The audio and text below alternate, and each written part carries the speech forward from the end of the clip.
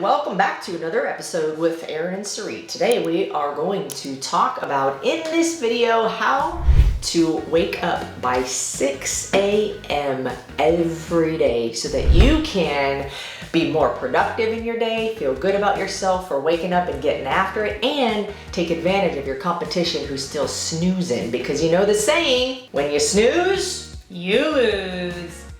So today we're going to talk with you about how to, you might be thinking, I want to be a morning person. I wish I was more of a morning person. I could get so much more done if I was a morning person. And one of the most common things that we always hear, and probably that you always tell yourself, is I don't have enough time. Which, you know, the reality is that when you don't have a system to follow with regards to how the heck do I create more time, you know, it seems like a legitimate reason to say that to yourself, but the reality is that it is just an excuse that seems very legitimate, but in fact it is a limiting belief. So today we want to help you to smash that limiting belief and, you know, give you some steps and tools so that you too can become a morning person. Before we get into this, let's crack these, because I don't want to interrupt you in the middle of a sentence. Can I share a story? I want to begin by sharing a story. Please, hey, Sarit, can you please share a story with us? So, you know, when Erin and I met, I would say from the day that we met, you were a morning person. However, I will tell you that I'm going to share a secret to this story. All right.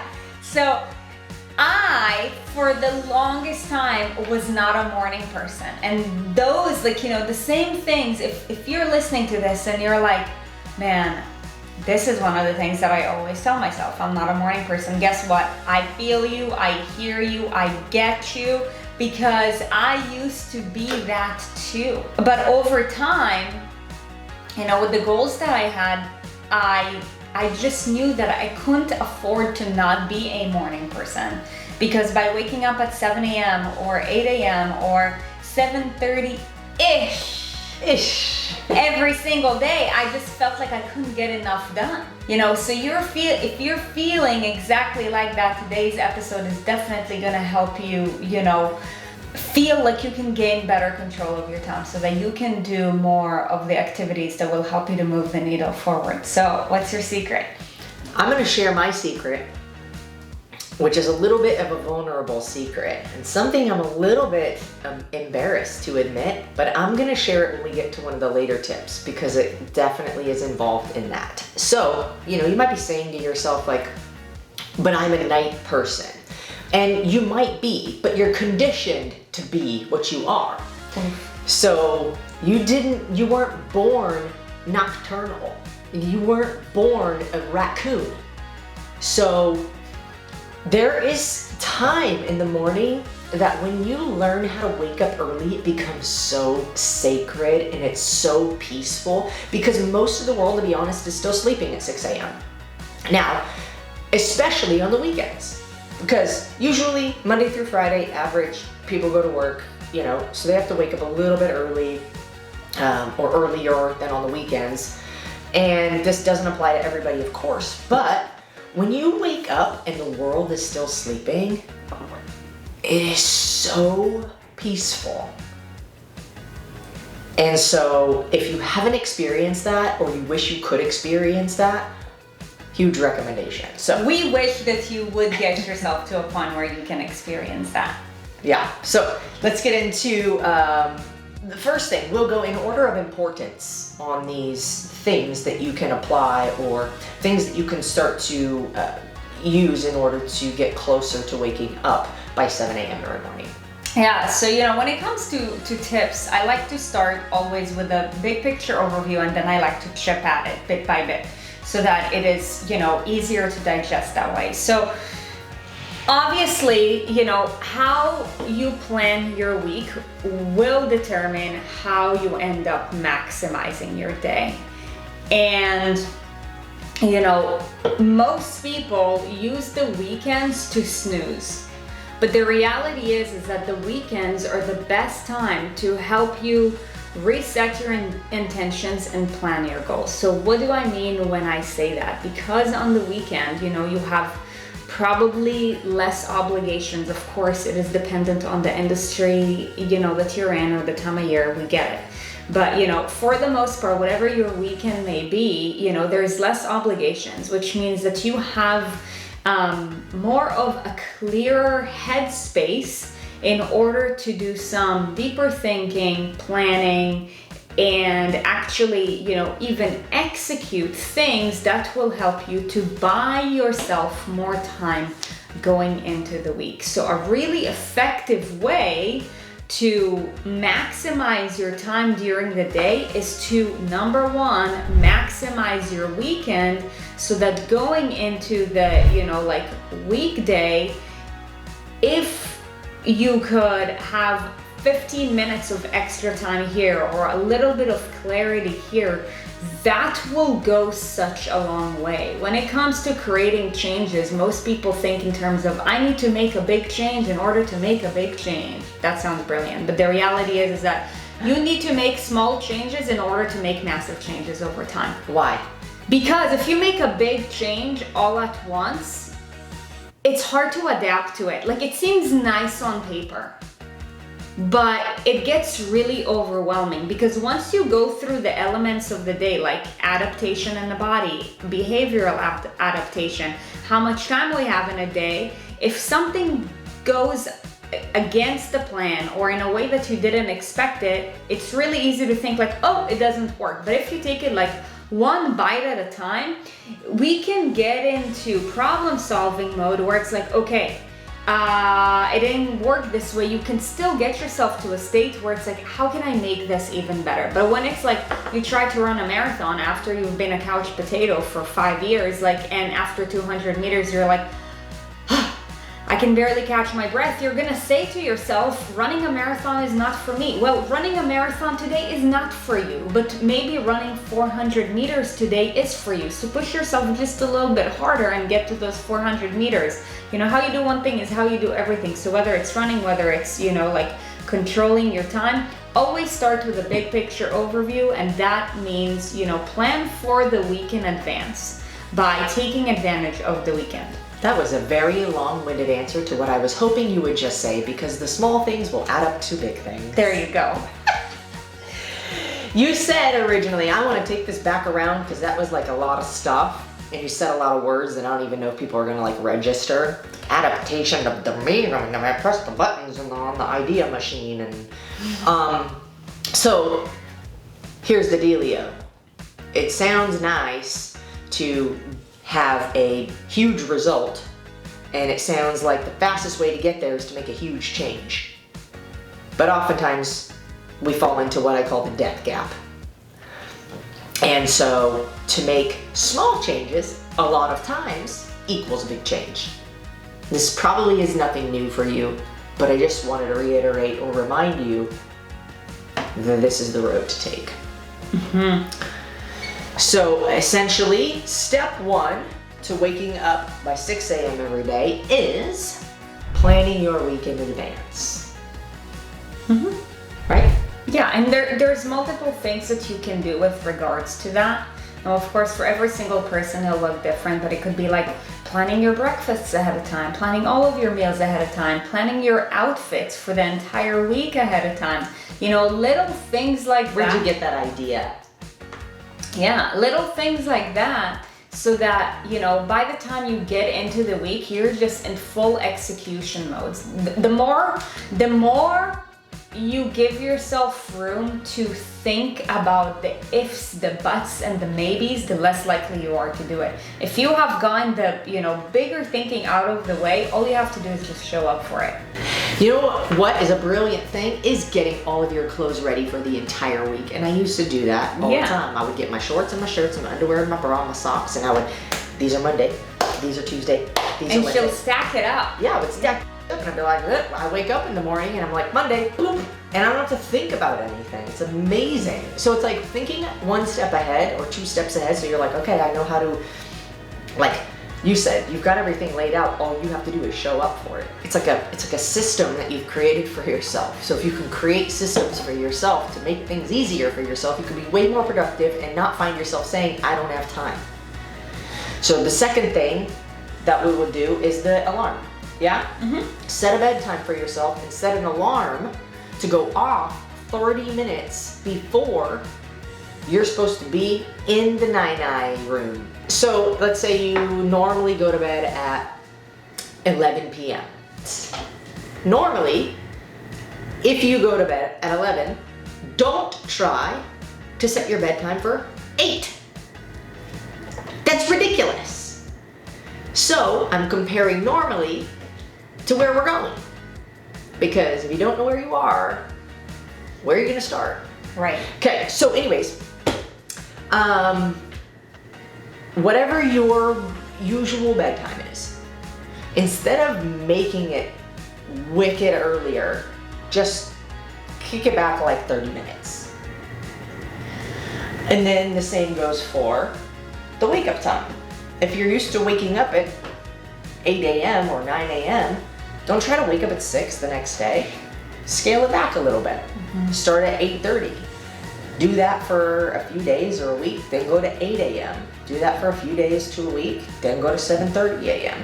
And just start tapering your way to where you want to be. Same thing goes back to when Sarit said, instead of trying to take this massive leap, it's like you've got a mountain on this side and a mountain on this side and the Grand Canyon in between, and you're just trying to jump from one side to the other. That is the death gap. Versus building something that can go across so that you can walk your little happy butt to the other side. Yeah, yeah. And in order to do that, the next step that you need to take is you need to make a decision and commit to make your bedtime and your wake time a non-negotiable. Now, this is really important because what that will do is that it would lead to consistency. Consistency is really essential with regards to change, because for example, if you go to bed at 11 on one day and midnight on another day and 11:30 on another day and then 9:30 on another day, it is going to be really hard to stick to that wake time because your body is used to going to bed at a different time and your body requires a certain amount of sleep, okay? Normally, it is 7.5 hours, which is basically a total of 5 sleep cycles. Okay, so, make sure that the frame in which you're giving yourself is sturdy. Imagine if you were to hang a photo on, like a Sarit's frame. mom. She will kill you. Yeah, she does one nail. She does one nail. No, you don't need to measure. Boom. Yeah, look, I mean, let's say when we used to live in California, there were a lot of earthquakes. All that it takes is one small earthquake and the entire thing falls down, right? So you want to give yourself a sturdy framework. And the only way to do that is to give yourself consistency, okay? So decide and commit on the non-negotiable bedtime and wake up time, okay? So for example, let's say if it's currently like 11 p.m.-ish, just make it 11 p.m., okay? And then 7.5 hours, okay, that's 6:30. Be really consistent with that and then make a small shift. Don't make a small shift on a really poor foundation. It's gonna crack anyways otherwise. Sarit, what if they don't normally sleep 7.5 hours? Don't worry about that. That is for another episode. So are they supposed to just... Framework. Okay, so like if you're in the ish zone right now, sometimes it's 10, sometimes it's 11. Pick a time and, just make that be the top part of your frame. So essentially, we are not trying to necessarily get more sleep right now. We're trying to adjust the time of your sleep. So if you want to wake up earlier, if you want to be able to get up by 6 a.m. and feel good and feel refreshed, then all we're trying to do is shift. If you're going to bed later, just kind of shift everything over. Not necessarily try to add more hours now. Sarit said that's for a different episode.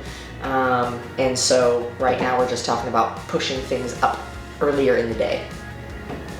Yeah, so once you have a framework, then, you can start pivoting with it. Okay, it is really hard to pivot on an unstable ground because no matter what you're gonna do, it's still gonna be unstable. okay? And once you have that set, then this might be the hardest thing for some of you guys. You're gonna need to get your family on board. This is where my secret comes in. You're gonna need to get your family on board, because if you are not getting support from, you know, your loved ones, or if you're feeling guilty for, you know, making a rule for yourself, then guess what? You're going to fall into, you know, your other people's habits. You got to get over it. So, you know, you're either going to have to be a leader or you're going to be a follower. But it is the person who is most certain, who is most stern, who is going to dictate what happens. So now, of course, you don't have to do it like, listen up, everybody, starting tomorrow, this is what's going to happen. If you don't abide to what I'm doing, then... Yeah, you don't have to about it. Right. But, you know, the reality is that, you know, there's a nice way to do it. It's like, hey, just so you know, like, I am choosing to make this commitment, and you can take it or you can leave it, but all that I ask is that when you see me going upstairs at a certain time, that, you know, there's no questions asked, no nothing. If you have any questions right now, I'm happy to answer it. In fact, you know, you can just listen to this video with me right here. I'm just inspired to, you know, make the most out of my day so I can make the most out of my life, so that I can be a, you know, better partner for you, or better at XYZ. Boom. Can I share my secret? Yeah. So before I started dating Sarit, I never hit the snooze button. But you become who you surround yourself with. And if you are not a leader, you will become a follower. And this is what happened to me. And right now, I put my foot down, and I am no longer hitting the snooze button. I'm not allowing snooze to keep me in bed. You can stay in bed as long as you want. I am not a snoozer. I'd be like, yeah, I set the alarm for however many minutes earlier so that I can sleep after the alarm. No. No more planning like that. It's time to wake up. You know what? It's something that if you get yourself to do, even if you literally just like, you hear the alarm and your just initial reaction is just like throw the covers off and literally start rolling until you are gonna fall out of your bed. I bet you put your damn feet on the ground first. And then you just get up, and when you do that, and when that happens, you will immediately, even if you don't wake up immediately, like, okay, world, I'm ready to go. If you do that and you don't hit the snooze and you wake up immediately, you will feel better about yourself instantly. You'll be like, I did it. Mm-hmm. It might take a couple minutes to like register, because you know, you do these, maybe put some water on your face, go pee, whatever, do the stuff. But you will think about how like, wow, I feel really good about myself that I just did that. And so then we're gonna do another video where we get into, either we're gonna do another video or we already have another video where we're gonna get into a morning routine. What does a morning routine look like? How do I set myself up so that I can start my day with structure? You know, so that was my little secret, is that because Sarit was a snoozer, I became a snoozer, and I've never liked it. I always want to wake up, but I'm like, I also want to snuggle in bed with her because it's fun. So you know, it's the dynamics of a relationship. You know, and where are you, there's a time and a place for everything. So where are you okay to stay in bed longer? I would just say, don't even set an alarm. Let's say you just got done traveling or something and you've missed out on some sleep for the last few nights in a row for some reason. There are things in life that sometimes sacrifice is necessary, and sacrifice is good because it moves you forward. But at the same time, you have to know and be intentional about the things that you're doing, and that's where planning them in advance comes in. So aside from unusual circumstances, these are great ways to get yourself to wake up by 6 a.m. every day, feel productive, feel alive, feel ready to go, and feel good about yourself. So planning your day, or planning your week, the weekend before, even planning your next day the night before, then setting alarms, like a reverse alarm we call it, to where 30 minutes before you're gonna go to bed, your alarm goes off and that's when you start doing stuff to get ready for bed. Also, Get your loved ones on board. yeah, being progressive with it too, making sure not to just like jump all the way to the time you want to go to bed and wake up, but work your way there, and then getting anybody else who's in the household or who has any kind of impact on the time that you wake up involved in what is happening, so that it's not strange to them, so they're not like, what's different about you? Why are you waking up so early? So those are the tips to wake up by 6 a.m. every day. Hey, check this out. If you're committing to becoming a part of the 6 a.m. club, if you don't already, drop in the comments, 6 a.m. club, here we go. If you're already a part of the 6 a.m. club and you wake up at 6 a.m. or earlier, drop in the comments, what time do you wake up? And by the end of the day, remember this: if you snooze, you lose. Thanks for watching. If you enjoyed, make sure to subscribe, share, comment, hit the notification bell if you want to be notified and get a little message when we drop new videos. Until next time, have an amazing day. Bye!